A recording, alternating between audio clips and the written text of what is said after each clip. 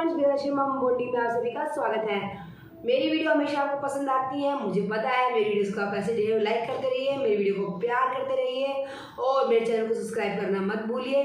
जो आज मैं टॉपिक लेकर आई हूँ वो थोड़ा सा सीरियस मैटर है, तो उस सीरियस मैटर को आप पूरा एंजॉय करने के लिए, अपनी लाइफ में उतारने के लिए प्लीज़ मेरी वीडियो को पहले पूरा देखिएगा, समझिएगा और उसके बाद चाहे आप मेरे चैनल को लाइक कीजिए और सब्सक्राइब कीजिए। लेकिन उससे पहले मैं आपसे रिक्वेस्ट करूँगी कि आप वीडियो को पूरा देखिए, क्योंकि जो आज मैं प्रॉब्लम शेयर करना चाह रही हूँ वो प्रॉब्लम्स हर एक उस पेरेंट्स को है जिसके बच्चे टीनेजर हो चुके हैं, जिनके बच्चे ने अपनी लाइफ का एक सबसे महत्वपूर्ण स्टेप ले लिया है, उन्होंने जवान होने के कदम रख चुके हैं। वो एक लाइफ को जो एक अपने चाइल्डहुड उनके अंदर जो आते थी उसको अब उसको छोड़ के आगे बढ़ चुके हैं। तो सबसे बड़ी प्रॉब्लम एक माँ बाप को तब होती है जब बच्चा उसका जवान होने लगे, टीनेजर हो जाए। 15 के बाद बच्चों की जिम्मेदारी, बच्चों का साथ, बच्चों के ऊपर नज़र बहुत ज़रूरी हो जाती है। लेकिन कई बार वही नज़र रोक टोक बच्चों के लिए हावी भी हो जाती है। तो बस आज मैं उनकी प्रॉब्लम्स और उसी वो सॉल्यूशंस आपके साथ लेकर आई हूँ। और मैं जो अपने आगे जो प्रॉब्लम्स जो क्वेश्चंस होंगे आपके, जो उसका सॉल्यूशन होगा, उसको मैंने हमेशा ए में डिवाइड किया है। जी हाँ, ए में डिवाइड किया है। आपके 4 ए हैं जो आपकी है कन्फ्यूज़न, जो है आपके प्रॉब्लम्स, जो आपको मैं सॉल्यूशन दूंगी वो है हमारे 5 ए। तो हम पहले प्रॉब्लम्स के 4 ए बता देते हैं आपको। प्रॉब्लम्स के 4 ए हैं। सबसे पहले है क्या? आर्ग्यूमेंट। जी हाँ। उसके बाद है हमारे एंगर। हाय से हाय ये मेरी क्यूटी पाई बेबी। और उसके बाद है बाय। तो उसके बाद है हमारे पास एंगर है, हमारे पास अलोननेस है, अलोनेंस बच्चों को जो अकेलापन है। फिर उसके बाद सबसे मेन जो हर पेरेंट्स उस स्टेप से गुजर चुका है या कुछ पेरेंट्स जो हैं गुजर रहे हैं, वो मेन प्रॉब्लम एंगर तो है इस एज में। 15 के बाद बच्चे का गुस्सा पता नहीं कहाँ से आता है। फिर उसके बाद बच्चों का एंगर, फिर उसके बाद बच्चों का अकेलापन, और उसके बाद जो बच्चों का गुस्सा आता है उसके बाद है बच्चों का एरोगेंस। जी हाँ, एरोगेंस, बात बात पे उनका तर्क वितर्क उनको करना, उनको हर चीज़ में आर्गुमेंट करना है, हर चीज़ में उनको एरोगेंस रहना है, हर चीज़ में उनको गुस्सा दिखाना है, हर चीज़ में उनको अकेलापन चाहिए। तो उस 4 ए से पेरेंट्स इतना गुजरते हैं। तो मैं उन पार्ट्स को आपको डेफिनेशन के साथ विस्तार पूर्वक भी मैं बता सकती हूँ, बट उस स्टेप को हर एक पेरेंट्स को फॉलो करना पड़ता है। बच्चे ने कुछ बोला, उस चीज़ के लिए बच्चे आर्गुमेंट, माँ बाप ने कुछ बोला, बच्चे को तुरंत आर्गुमेंट रहता है, नहीं ये तो मैंने नहीं करना, ये मुझे क्यों करना है, आपने मुझसे ही क्यों कहा है करने को, क्यों मैं क्यों ना जाऊँ घूमने, या मैं क्यों ना जाऊँ घूमने, मुझे तो जाना है, आपने मुझे क्यों रोका, क्या ये मैं नहीं कर सकता या मैं नहीं कर सकती। गुस्सा उनका, फिर उनको अकेले रहना है। क्यों? ऐसा क्या हो गया जो 14 साल जिस बच्चे को आपकी हर बात समझ में आती थी, आखिर क्या हुआ जो 1 साल में बच्चे ने इतना बड़ा मूव ऑन किया। तो बस वही प्रॉब्लम है, इसलिए मैंने इसको 4 पार्ट में डिवाइड किया है। मैं सीरियसली इसलिए मैंने इस मैटर को फुली विस्तार से डिस्कस करके मैं आपके साथ मैं इसको शेयर करूँगी। और उसके बाद जो उसका सोल्यूशन है वो भी हमने 5 ए में डिवाइड किया है। सबसे पहले आता है एक्सेप्ट। आपको ये मान लेना है कि आपका बच्चा आप पर गुस्सा करेगा, आपके लिए आर्गुमेंट, उसके हर एक बात के आर्गुमेंट, चाहे वो बात उसके भले के लिए है, उस पर भी वो आपसे आर्गुमेंट, आपसे चीख, आपसे नानुपुर वो करेगा ही करेगा। तो उस चीज़ के लिए आपको खुद को तैयार कर लेना है, उनकी इन हरकतों को आपको एक्सेप्ट करना है। लेकिन इसका मतलब ये नहीं है कि आप सीधा अपनी परवरिश पे उंगली उठाएं या फिर आप ये बोले शायद मैं ही अच्छी माँ अच्छा बाप नहीं हूँ। ये बिल्कुल ही गलत है। सबसे अपने ऊपर ब्लेम लेना आपको छोड़ना होगा। अगर आपने अपने ऊपर ब्लेम लेना छोड़ दिया तो आपकी आधी प्रॉब्लम वहीं पर सॉर्ट आउट हो चुकी है। क्योंकि देखिए आप कितना भी अपने बच्चे के लिए अच्छा हो, लेकिन वो जो उनके इर्द गिर्द का जो एरिया है, जो उनके आसपास का जो माहौल है, जो उनके आसपास का जो बच्चों से घिरे हैं, बड़ों से घिरे हैं, वो उनको उस चीज़ के लिए फोर्स करते हैं। उनसे वो आर्गुमेंट के लिए हो। नॉर्मली क्या होता है, फॉर छोटा सा एग्जांपल कि अरे तुम्हारी मम्मी तुम्हें रात के 10 बजे तक बाहर नहीं रहने देती, शाम के 7 बजे तुम्हारी मम्मी तुम्हें अंदर बुला लेती है, घर में बुला लेती है, क्यों? तुम क्या दूध पीती बच्ची हो? आजकल डायलॉग बड़ा फेमस हुआ है, बट नॉर्मली फ्रेंड सर्कल इस बात को बहुत आग नमक मिर्च लगा के बहुत उभारते हैं। लेकिन कहीं ना कहीं हमारे माँ बाप की वो भलाई होती है हमारे लिए, लेकिन ये जो एज है, इस एज में हमें समझ पाना बहुत मुश्किल है। तो आप इस चीज़ को एक्सेप्ट कर लें कि आपका बच्चा गुस्सा भी करेगा, आर्गुमेंट भी करेगा, और बात बात पे आपसे चीखा चाखी भी करेगा, अकेला भी रहेगा। उसके बाद है आपको उसको अप्रिशिएट द वर्क, उसके काम को अप्रिशिएट करना है।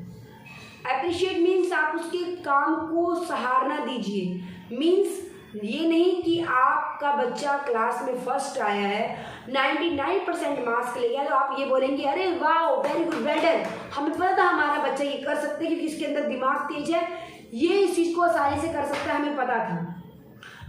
आपने ऐसा बोला तो बच्चे ने उसको उस टाइम एक्सेप्ट किया, बट कुछ टाइम के बाद उसके लिए वो चीज़ कोई मायने नहीं रखेगी। तो उसको लगेगा कि नहीं, मैं अगर एक बार फेल भी हो जाऊंगा या फिर मैंने नकल मार किया तो मेरे माँ बाप को क्या पता चल रहा है। तो ऐसा कुछ भी नहीं है। आपको अगर उसको अप्रिशिएट करना है, आपको उसको सराहना देनी है, तो आप उसके काम को सराहना दीजिए। जैसे कि अब जैसे 99% मार्क्स लेके आया है, चलो 35-45% भी लेके आया है, तो आप उसको ये कहिए कि वेरी गुड बेटा, तुमने जो 10 मिनट एक्स्ट्रा अपने, यस बेबी, हाँ जरूर आइए आइए, आज मेरा बेबी भी मेरे साथ रहेगा। तो आप उसको ये बोलिए कि वेरी गुड, जो तुमने 10 मिनट अपने लिए निकाले थे, वो तुम्हारे इस काम में दिखे, हमें तुम्हारे इस काम में मुझे दिखा। तुमने जो वो दिया, तो जो तुमने 1 घंटा रात में एक्स्ट्रा पढ़ाई की थी, वो तुम्हारे काम में मुझे दिखाई दी।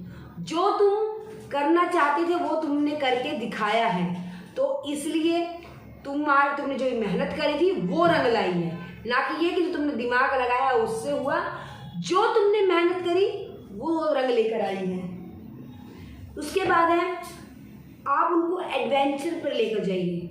एडवेंचर, अभी ये मेरे बेटे की एज है, अब इस एज में मैं इसको मॉल लेकर जा रही हूँ, दैट्स गुड, नॉट बैड। ये बैड अच्छा बुरा नहीं है, बट ये अच्छा भी नहीं है। अभी अच्छा क्यों नहीं है?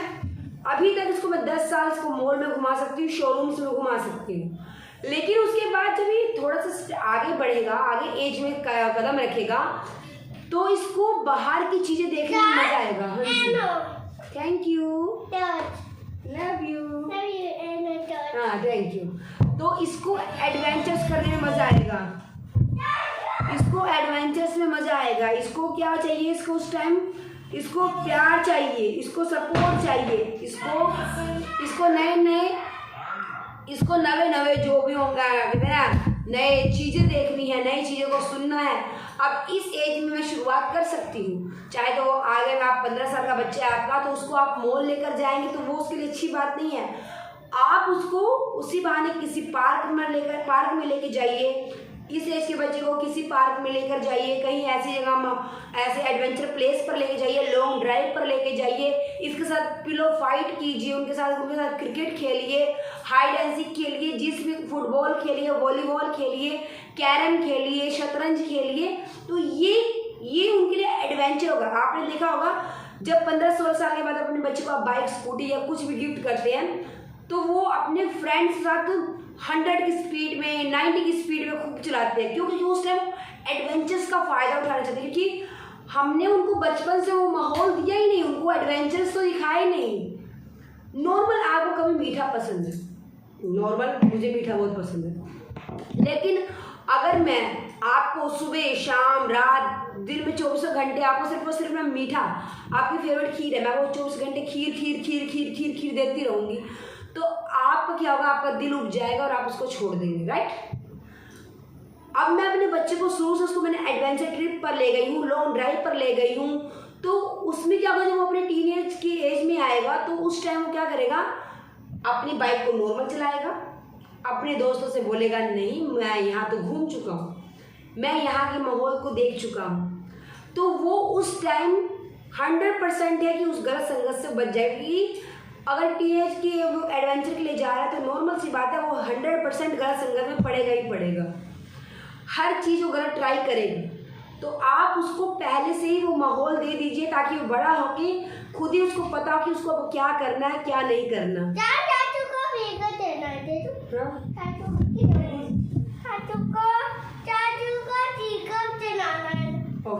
तो आप उसको वो माहौल पहले से ही बचपन से ही दे दीजिए। उसके बाद आप उनको एडवाइस फ्रॉम अदर्स, यस, क्योंकि क्या होता है घर की मुर्गी दाल बराबर, घर की मुर्गी दाल बराबर। आप अपने बच्चे को कितना भी समझा लीजिए, कितना भी कुछ कर लीजिए, वो आपको इम्पोर्टेंस नहीं देंगे। क्यों? क्योंकि बचपन से वो आपके साथ रहे हैं, आपका उन्होंने गुस्सा भी देखा है, आपका उन्होंने प्यार भी देखा है, आपका उन्होंने मार भी देखी है। तो उसके बाद क्या होता है, फिर आप उनको कितना भी सेजा में आने के बाद उनको कितना भी अच्छा समझाएंगी ना, तो उनको कोई फर्क नहीं पड़ेगा। क्यों नहीं पड़ेगा? क्योंकि वो आपकी बात को वैल्यू नहीं देते। उनको पता है कि मम्मी ने गुस्सा करना है, पापा ने गुस्सा करना है, मम्मी ने भी डांट देना है, पापा ने डांट देना है, उन्होंने साफ मना कर देना, फाइनेंशियल प्रॉब्लम दिखा देनी है, अपने वही माँ बाप के इमोशनल ब्लैकमेल करना है। बच्चे के दिल में पता क्या होता है सबसे पहले, कि हमारे माँ बाप तो हमें इमोशनली ब्लैकमेल करेंगे, राइट। तो क्यों ना ऐसे माहौल में बच्चे को ऐसे इंसान से गाइड करवाया जाए जिसकी बच्चा रिस्पेक्ट भी करता हो, जिसका बच्चा बात मानता हो, जैसे कि उनके नाना नानी, दादा दादी, भाई बहन, चाचा ताऊ, कोई भी आपके रिलेटिव्स जिनकी बच्चा बात मानता हो, प्लस आपको पता हो कि वो आपके अपोजिट कुछ बच्चे को नहीं सिखाएंगे, प्लस आपके बच्चे को अच्छी बात समझाएंगे, उनको अच्छा कहने की कोशिश करेंगे। क्योंकि आप अपने बच्चे की इस एज में अगर कोई भी बात को अगर काट दिया तो समझिए आप सबसे बड़े दुश्मन हैं। और इस एज में बच्चों को समझाना बहुत ज़्यादा डिफिकल्ट काम होता है।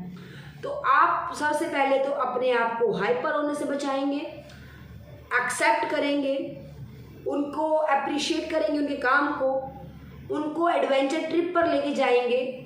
उसके बाद उनको एडवाइस, किसी ऐसे एडवाइस दिलवाएंगे जिसकी बच्चा बात मानता हो, जिसके बच्चा दिल के करीब हो। इसीलिए मैंने शुरू से कहा था कि बच्चों को हमेशा किसी अपने फैमिली से मिलवाते रहिए, किसी एक के ऐसे में टच में रखिए जिसका बच्चा अच्छे से बात मानता हो, घुलता मिलता। अकेली फैमिली में पॉसिबल नहीं है, और जिनकी मजबूरी है अकेली फैमिली में रहना, तो वो अपने पेरेंट्स हैं, कोई भी है जिससे उनके टच में उनको करवा सकता है।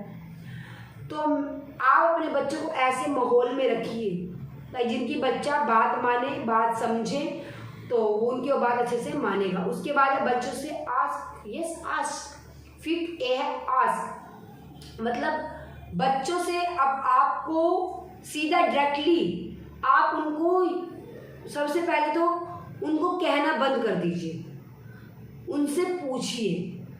फॉर एग्जाम्पल, जैसे कि आपने सब्जी बनाई है, अपने बच्चे से पूछती है ना कि क्या खाओगे आज। इस एज में उनके पास ऑप्शन बहुत कम रख दीजिए, क्योंकि इस टाइम आप बच्चों के दिल कितना भी अच्छा करना चाहेंगे वो उसमें कमी निकाल लेंगे।